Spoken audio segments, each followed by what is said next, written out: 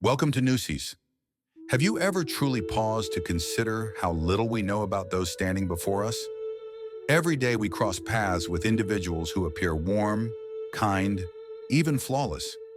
Yet appearances can be profoundly deceptive. Behind a radiant smile may tremble a storm of insecurity. Beneath confident words may hide a fragile, wavering self. In a world obsessed with image, where surface often takes precedence over substance, the mask people wear can easily eclipse the truth of who they are. Yet there is a quiet hope. You do not need to be a psychologist to pierce these illusions. There are two subtle, yet powerful indicators that reveal a person's true nature. Tiny fractures through which their authentic self leaks out, often without their awareness. These signs are not cloaked in mystery. They are hidden in ordinary actions, in everyday moments. But to the attentive eye, they reveal everything. Imagine having the ability to perceive beyond words, to read the silent language of the soul, to recognize authenticity not in what is said, but in how one exists. Once you understand these two keys, you will never see people or yourself quite the same way again. Now let us begin. Carl Jung once wrote, "The meeting of two personalities is like the contact of two chemical substances.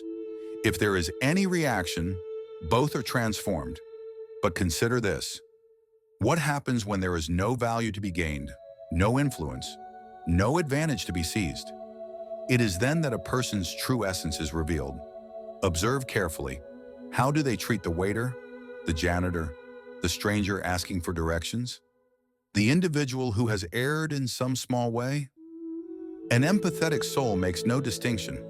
Their kindness is not a performance, but a natural extension of their being.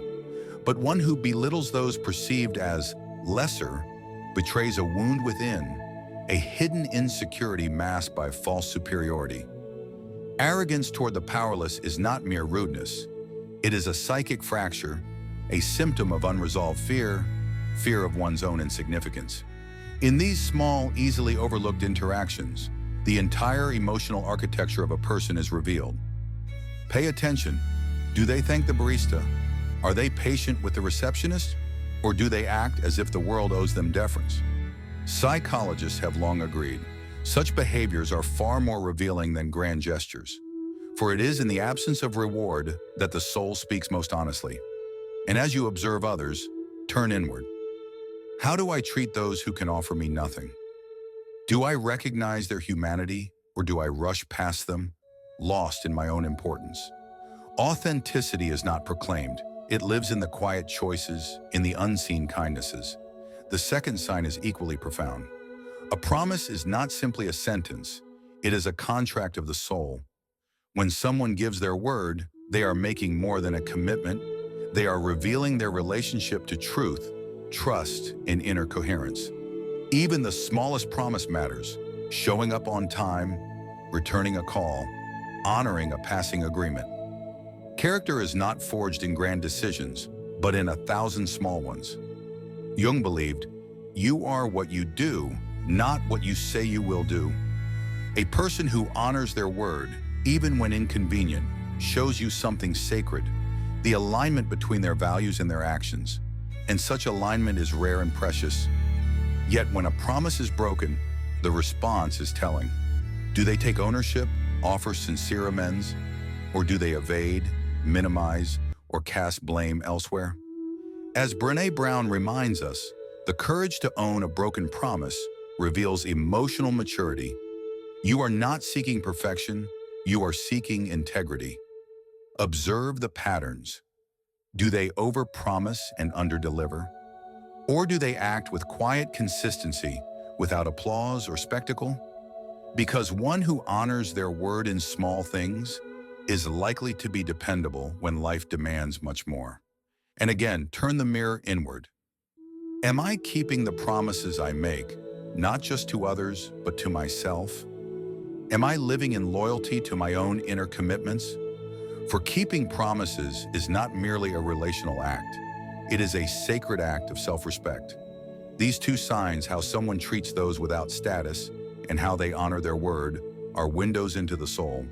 The rest is noise, illusion, performance. So the next time you meet someone new, do not be seduced by charm or outward polish.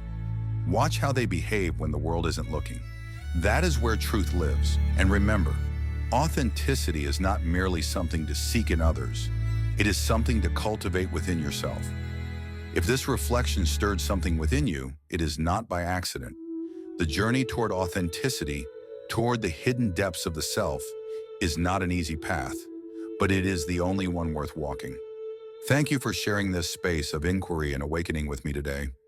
If you feel called to continue exploring the unseen dimensions of the soul, I invite you to subscribe to Nusis.